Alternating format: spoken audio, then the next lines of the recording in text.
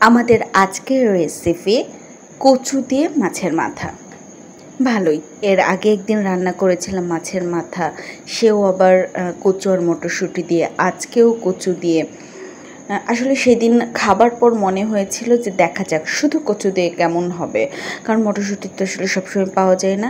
সেই ইয়ে থেকে মানে কি বলবো, সেই চিন্তা থেকে আসলে কচু দিয়ে মাছের মাথা রান্না করা এবং সাকসেসফুল, অসাধারণ হয়েছিল।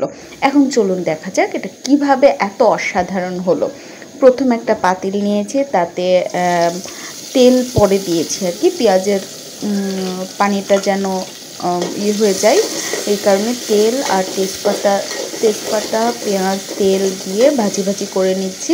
আর আরেক পাশে মাছের মাথা উঠিয়ে দিয়েছি, সেটা ভাজি হয়ে গেছে। আজকে মাছের মাথা দিয়ে মাছের তেল দিয়ে মাছের মাথা ভাজি নাই, সয়াবিন তেল দিয়ে ভেজেছি। যাই হোক, এরপর রসুন বাটা দিয়েছি। সেদিন যেটাকে আমি বারবার আদা বাটা করছিলাম, আজকে আর সেই ভুল করছি না। রসুন বাটা দিয়েছি, দিয়ে একটু নেড়ে চেড়ে কিছুক্ষণ পর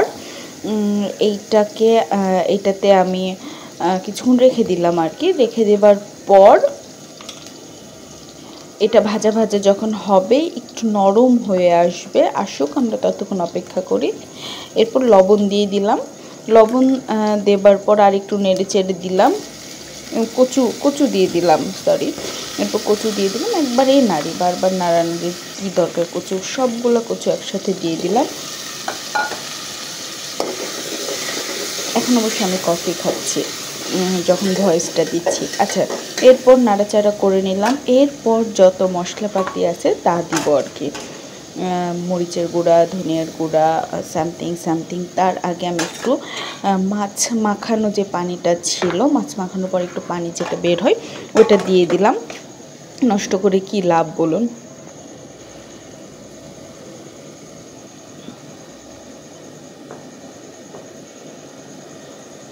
এরপর যে জিরা বাটা, একটু সামান্য গরম মশলা বাটাও দিব। তারপর এটা হচ্ছে হলুদ দিয়ে দিলাম। হলুদ দেবার পর, হলুদ মনে হচ্ছে না একটু বেশি হয়েছে, কিন্তু না বেশি হয় নাই, ঠিকঠাকই ছিল, প্রথম চেহারাটা দেখেছেন। এরপর মশলা কি মরিচের গুঁড়া দিয়ে নাড়াচাড়া করে নিলাম কিছুক্ষণ। এরপর তাতে পানি দিয়ে দিব আর কি, কিন্তু একটু কিছুক্ষণ থাকুক, হালকা একটু পানি তো দিয়েছি। হ্যাঁ, একটু কিছুক্ষণ থাকুক, সমস্যা নেই, আপাতত পুড়বে না ইনশাআল্লাহ।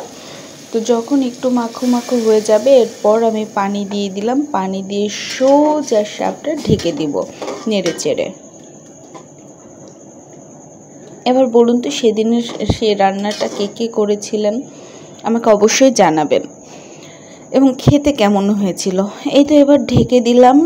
ঢেকে দেবার কিছুক্ষণ পর একটু তুলে দেখলাম, এই তো টকবক করে ফুটতে থাকুক। এর মধ্যে আমি দিয়ে দিব মাছের মাথা অলরেডি ওইদিকে ভাজা হয়ে গেছিলো, আপনারা তখনই দেখতে পেয়েছেন, একটু আগে ভাজা শুরু করেছিলাম। মাছের মাথা দিয়ে আবার একটু ঢেকে দিব। একটা মাছের লেজও আছে, মাছের একটা লেজও আছে। মাছের তো একটাই লেজ হয়, দুটো লেজ কোত্থেকে হবে? যা হোক, জাস্ট ফান। এবার এটাকে একটু নেড়ে চেড়ে সুন্দর করে আবার ঢেকে দিব। কিছুক্ষণ পর আবার ঢাকনা খুলে দেখব, এরপর পানি দিয়ে দিব আর কি। আচ্ছা, এই পানিটা পরে দেবার কারণ, মশলার যে কষানো অল্প পানি ছিল, সেটাতে তো অনেক সুন্দর মশলা ছিল। হ্যাঁ, সেইটা তো পাতলা না, ঘন মশলা ছিল, সেটা যেন মাছের মধ্যে হালকা একটু ঢোকে, এই কারণে আসলে পানিটা পরে দেওয়া। ঢুকে গেল, এরপর পানি দিয়ে দিলাম, পানির সাথে বাকি মশলাটুকু মিশে গেল, এরপর হয়ে যাবে। এখন আবারও ফ্রাই প্যানে আমি পেঁয়াজ বেরেস্তা, জানেন এটা আমার স্পেশাল, হ্যাঁ, মেইনলি আমাদের উত্তরবঙ্গের স্পেশাল। পেঁয়াজ বেরেস্তা করে সেই পেঁয়াজ বেরেস্তা এই তরকারিতে দিয়ে দিব। তার আগে কয়েকটা কাঁচামরিচ দিলাম, কাঁচামরিচের মাঝখানটা ফাটিয়ে গোটাটাই দিয়ে দিব, কারণ এটা জাস্ট ফ্লেভার ছড়াবে, নাথিং এলস। এই যে পেঁয়াজ বেরেস্তাটা দিয়ে দিলাম। আমাদের এখানে আসলে এটাকে পেঁয়াজ পুরনি বলে। এইটা মেইনলি এখানে একটু অন্যভাবে দেয়। এই পেঁয়াজটা ভাজা হয়ে গেলে আলাদা একটা বাটিতে নেয়, বাটিতে নিয়ে সেটাকে ঘুটঘুট করে ঘুটে অনেক মিহি টাইপের হয়ে যায়। তখন তার মধ্যে একটু ঝোল দেয়, ঝোল দিয়ে আরও মিহি করে। ঝোলের সাথে যখন অনেকটুকু মিশে যায় তখন ঝোলটা তরকারির মধ্যে ঢেলে দিয়ে নামিয়ে নেয়। আমি আবার সেটা করি না, আমি স্পেশাল আর কি, সেটাকে পরে দিয়ে আবার জাল করি, তাতে আলাদা একটা ফ্লেভার আসে, টেস্ট আসে, আই থিঙ্ক সো, আমার তো এটাই মনে হয়। এই তো হয়ে গেল, রান্না হয়ে গেছে, এবার ঢেকে নিয়েছি। এবার দেখুন কত মজা, দেখতেও কত ভালো লাগছে, এবার খেয়ে দেখবেন।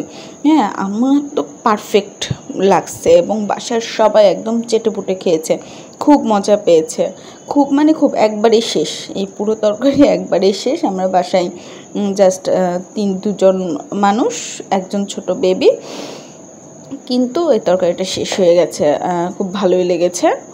ঠিক আছে, ট্রাই করলে অবশ্যই জানাবেন। আল্লাহ হাফেজ।